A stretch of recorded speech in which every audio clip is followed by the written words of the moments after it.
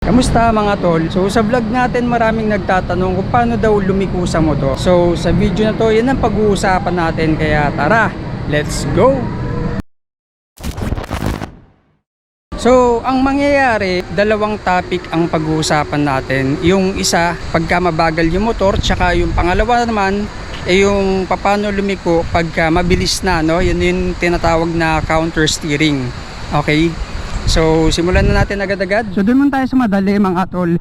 Halimbawa, bago pa lang kayo nag-aaral o natututo magmotor, tapos nahihirapan kayong lumiko katulad ng mga nag-comment sa mga vlogs natin.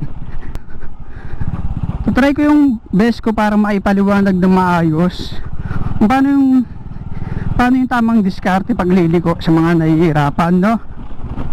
So pag ganito ka bagal, halimbawa mga takbong 20 ka pa lang,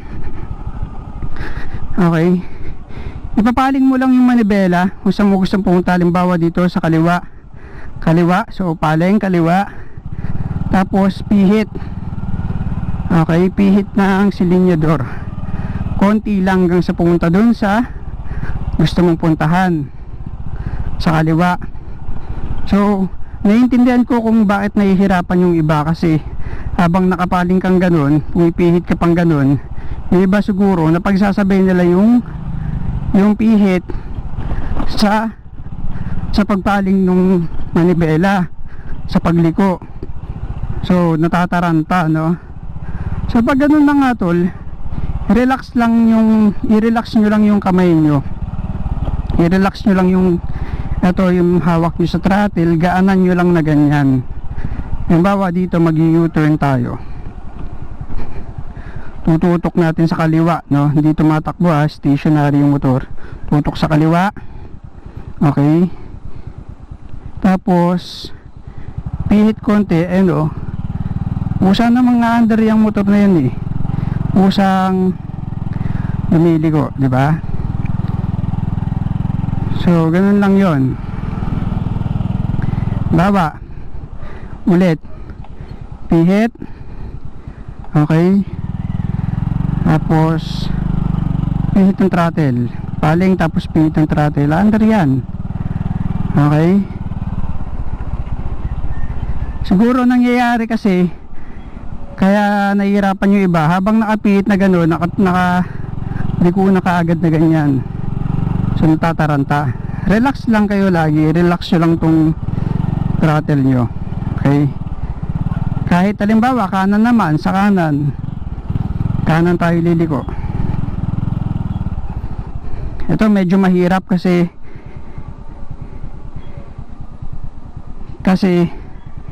yung elbow nyo, yung siko nakaganyan, so ang lapit na masyado ng distance nito, tsaka yung elbow ko nakatak na ganyan, no? So naiintindihan ko, mahirap nga naman pumihit ng nakaganyan, okay. So ganun lang din yung diskarte mga tol, parang pakaliwa, gaanan nyo lang din yung hawak sa throttle, tapos unti-unti lang yung pihit, okay, unti-unti yung pihit, tapos medyo ihiga nyo yung motor para mas mapadali yung pagkanan nyo. Halimbawa ganyan, so nakatukod na kayo, halimbawa pa kanan, nakatukod kayo dapat sa kanan yung paa nyo, hindi umaandar. Pag umaandar naman, halimbawa ganyan, maandar, yun lang din, dahan-dahan lang, okay. Kabig sa kanan, paling sa kanan, tapos pihit, yan, unti-unti lang, okay. Practice lang na practice, masasanay din kayo. Yan, ganyan, kahit wag nyo masyado idikit yung siko nyo sa katawan nyo, okay. Ganyan lang, relax lang, tapos wag yung buong kamao yung buong wrist yung ilapat yung ganyan, medyo alalayan nyo lang ng ganyan, diba? So practicein nyo lang na practicein, magagamayin nyo rin yan mga tol. Sa una lang yan mahirap, Pero pag tumagal, madali na yan. Nasanay na kayo. So ang sikreto,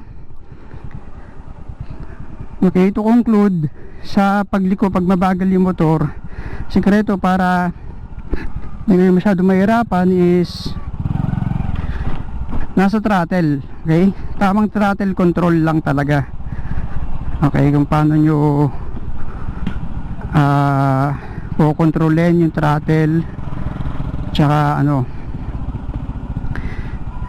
habang nagto-throttle kayo, hindi naman kayo semplang eh. Okay, tatayo lagi yung motor. Bawa, ganyan, mag-U-turn akong maandar, tingin ako sa kaliwa, kabig sa paling sa kanan, then throttle. Okay, mabagal lang yan ha. Ito para lang to sa mga mabagal ha, sa mga 20 ang takbo. Okay, so last one, kanan naman tayo, halimbawa. Okay, tingin sa kanan, ayun yung kamay ko, tignan nyo, ganun lang. Kunwari nakatigil, paling sa kanan, ibubukan nyo ng konti yung ano nyo para hindi ka naman nakatak na ganyan. Buka yung siko, tapos ito dahan-dahan lang para lang kayo nakahawak sa apa ng ice cream. Okay, tapos konti-konting pihit lang, papakiramdaman nyo lang ngayon hanggang umandar yung motor. Okay, sumakakanan na kayo. So yun lang naman yun mga tol. Punta naman tayo dun sa medyo mabilis na, halimbawa takbong 30. Okay, mag-iiba naman yung parang engineering ng motor o yung paraan ng pagliko pagka medyo mabilis na, ano, hindi na yung simpleng tututok mo sa kaliwa, tutok mo sa kanan, kanan. So nagiging baliktad yan pagka mabilis na, mga let's say takbong 30. Okay, so balik tayo dito, papakita ko sa inyo.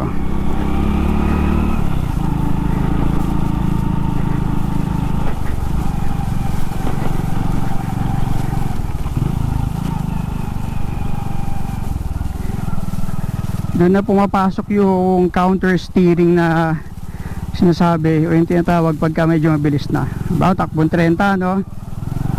Mangyayari pagka pinaling mo sa kaliwa, sa kanan pupunta. Okay, pagka pinaling mo sa kanan, sa kaliwa pupunta. So ganun yung mangyayari doon. Halimbawa to, paling pupush ko sa kaliwa, o sa kanan pupunta yung motor. So yun yung magiging technique doon. Kung ano yung tinulak mo, kung saang side yung tinulak mo, doon pupunta yung motor. Tulak ko sa kanan, pupunta sa kanan. Okay, tulak ko sa kaliwa, pupunta sa kaliwa. So baliktad siya, di ba?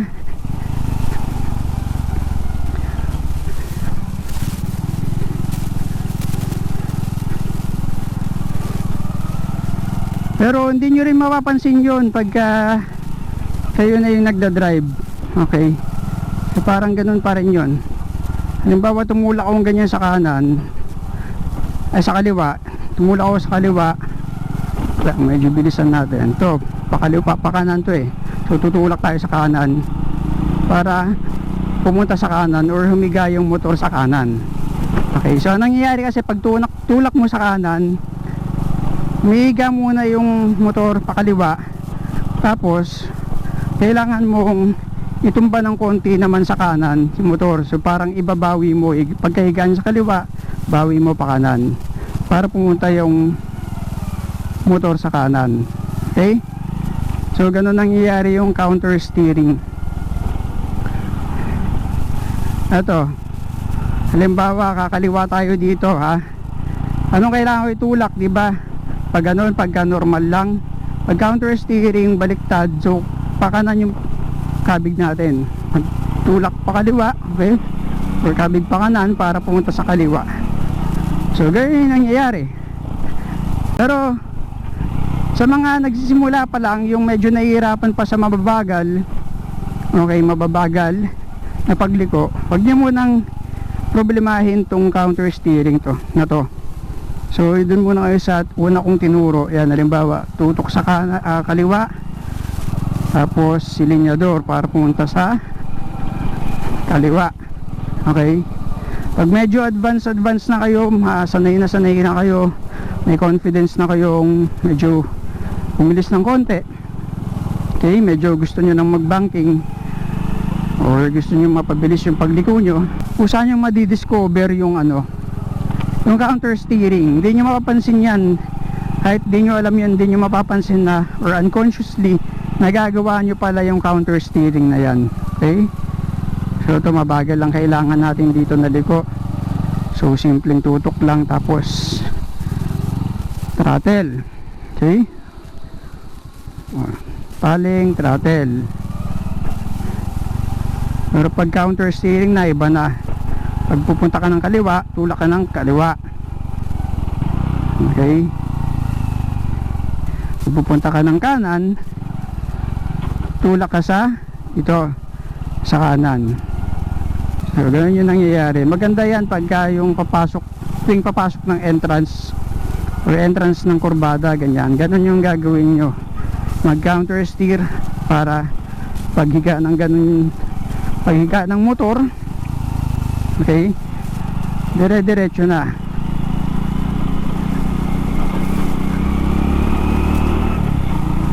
Alright, so sana may natutunan kayo mga tol sa tutorial na to, no? Alam kong medyo obvious yung mga sinabi ko or yung mga tinuro ko kung paano lumiko, pero yun lang naman talaga yun.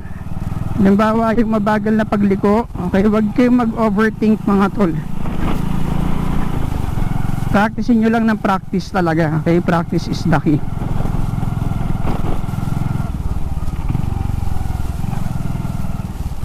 Ito sa kanan medyo mahirap diba? Kasi ayan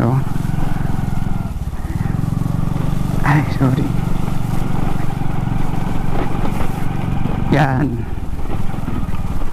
mahirap pagpakanan kasi tinatak nyo yung elbow nyo, tapos may nahihirapan na yung kumbaga napipilipit na yung kanang kamay nyo. Okay, nahihirapan na kayo mag-throttle. So intindi ko naman yun, pero madadaan yan sa practice. Katagalan masasanay na kayo, bali wala na yan. Pati yung counter steering, okay, pag medyo mabilis na yung andar ng motor, okay, kung saan unconsciously nakakapag counter steering na kayo. Okay, so hanggang dito na lang mga tol. Maraming salamat ulit sa pag-tune in sa ating YouTube channel, and tulungan nyo ako mga tol, okay, i-spread ang awareness at knowledge sa iba nating mga ka-rider by liking this video at sa pag-subscribe na rin sa ating channel. Okay, mag-comment na rin kayo para ma-boost ang algorithm ni YouTube at ma-promote sa ibang riders. Alright mga tol, maraming salamat, and I'll see you on the next one. Ciao!